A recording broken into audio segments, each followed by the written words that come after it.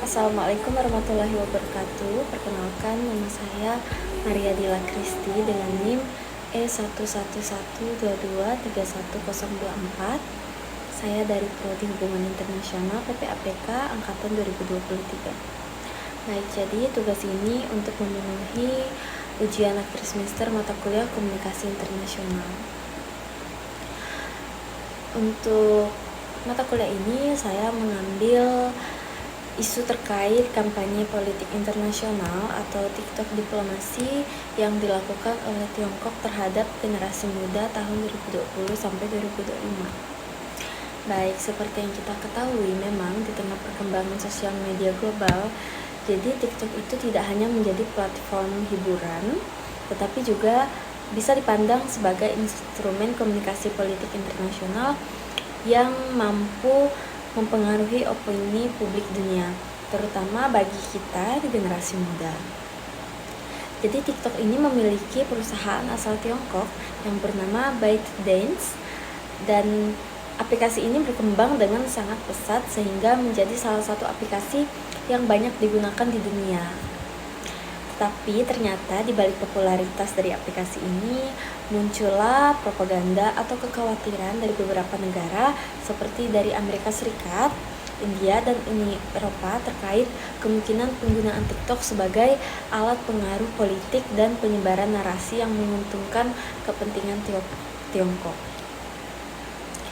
Bagi saya, fenomena ini penting karena media sosial pada saat ini memang tidak hanya digunakan untuk hiburan, tetapi sebagai soft power dan diplomasi digital dalam persaingan global.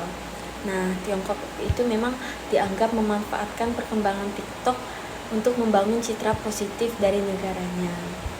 Kemudian selain membangun citra positif juga untuk memperluas pengaruh budaya, mempengaruhi cara pandang generasi muda internasional terhadap isu-isu politik tertentu seperti Xinjiang, Taiwan, Hong Kong, dan hubungan Tiongkok dan Amerika Serikat.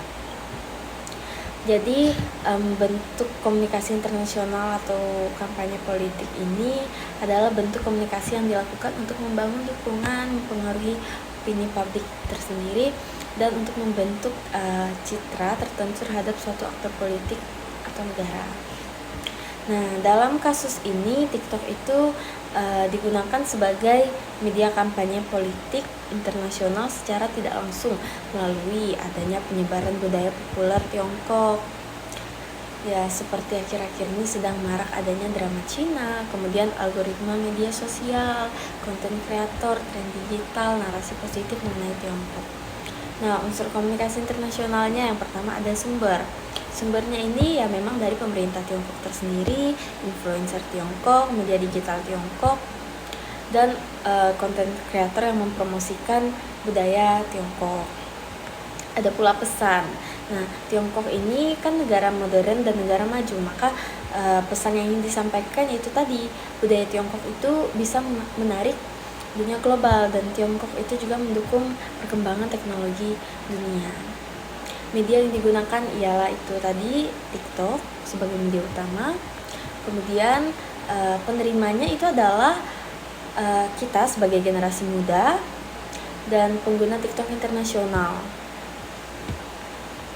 Efek yang dimunculkan itu adanya meningkatkan pengaruh budaya digital Tiongkok, kemudian adanya perubahan persepsi generasi muda terhadap Tiongkok, dan kekhawatiran soal keamanan data dan propaganda digital.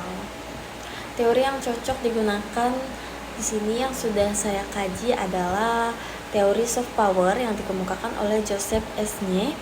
Nah, jadi kenapa saya memilih teori ini? Karena teori ini sangat cocok untuk digunakan dalam menjelaskan fenomena di mana Tiongkok itu berusaha untuk menggunakan daya tarik budaya, teknologi, dan media digital untuk mempengaruhi masyarakat internasional tanpa menggunakan kekuatan militer.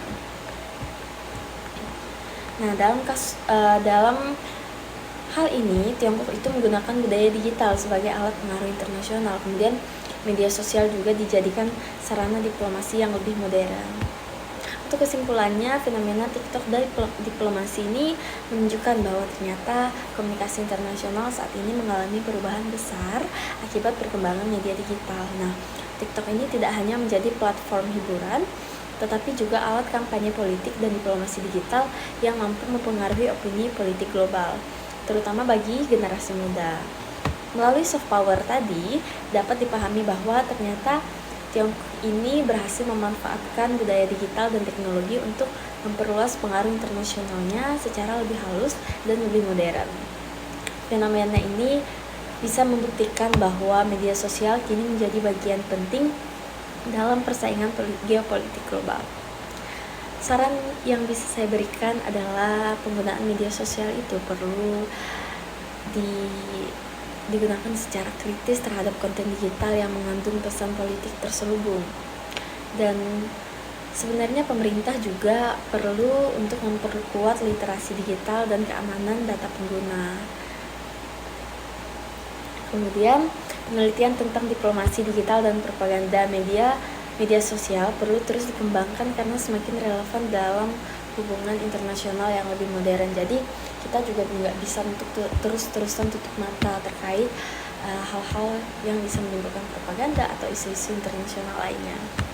Nah, untuk referensinya di sini saya menggunakan buku teori soft power oleh Nye-JS pada tahun 2004, yang bukunya itu berjudul The Means to Success in World Politics, New York Public Affairs.